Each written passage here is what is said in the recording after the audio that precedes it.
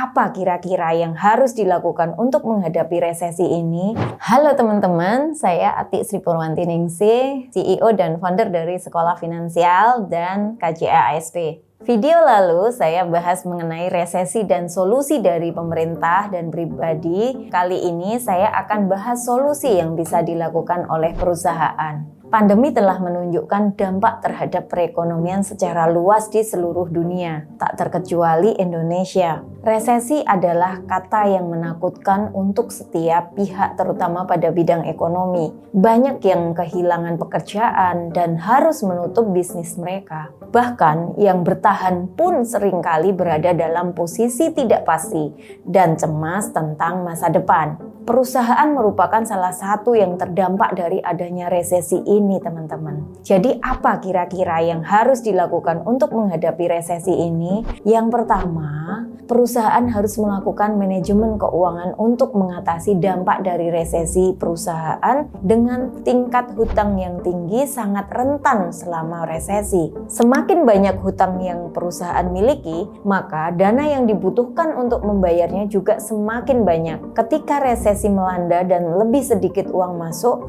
muncul resiko perusahaan gagal bayar. Untuk mengimbanginya, perusahaan dengan lebih banyak utang terpaksa melakukan pemangkasan biaya dengan lebih gencar. Salah satu melalui PHK. Sebagai dampaknya, produktivitas perusahaan terganggu. Hal paling penting bagi perusahaan adalah jangan kehabisan dana, karena resesi biasanya membawa penjualan yang lebih rendah, menghasilkan berkurangnya laba untuk mendanai operasional. Bertahan dari penurunan membutuhkan manajemen keuangan yang cepat dan tanggap. Mengelola arus kas dapat membantu perusahaan lebih stabil secara finansial. Kurangi pengeluaran berlebihan dan atur prioritas perusahaan dalam melakukan transaksi. Beberapa perusahaan tidak dapat menghindari PHK saat terjadinya resesi. Terkadang, beberapa perusahaan memilih untuk memangkas biaya operasional dibandingkan melakukan PHK. Namun, mereka juga berhasil keluar dari krisis. PHK tidak hanya merugikan pekerja, tetapi juga menjadi tantangan tersendiri karena dapat mengurangi produktivitas perusahaan. Untungnya, tindakan ini bukanlah satu-satunya cara untuk memangkas biaya tenaga kerja. Perusahaan harus mempertimbangkan pengurangan jam, cuti, dan sistem penggajian karyawan. Yang kedua, mengevaluasi kebijakan PHK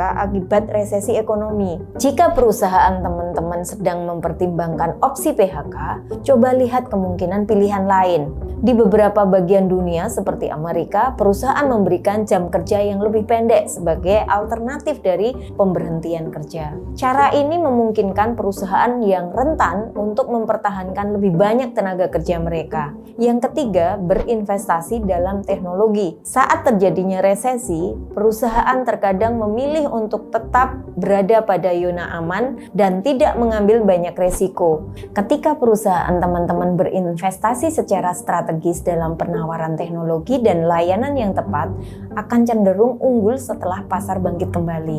Teknologi dapat membuat bisnis teman-teman lebih transparan, fleksibel, lebih efisien. Juga dapat membantu memangkas biaya. Perusahaan harus memprioritaskan proyek transformasi yang membuahkan hasil dengan cepat, seperti mengotomatiskan tugas atau mengadopsi pengambilan keputusan berdasarkan data. Memprioritaskan transformasi digital pada saat terjadinya resesi dapat membantu manajemen lebih memahami bisnis, bagaimana resesi mempengaruhinya, dan di mana ada potensi untuk peningkatan operasional.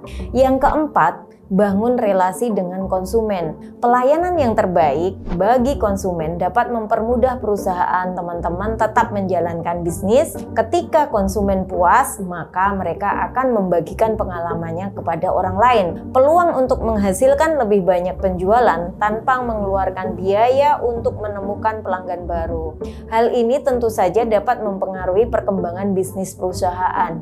Kuncinya adalah layanan pelanggan yang sangat baik. Pastikan pelanggan menyukai apa yang teman-teman lakukan atau jual dan buat mereka senang. Identifikasi kebutuhan mereka, kemudian penuhi.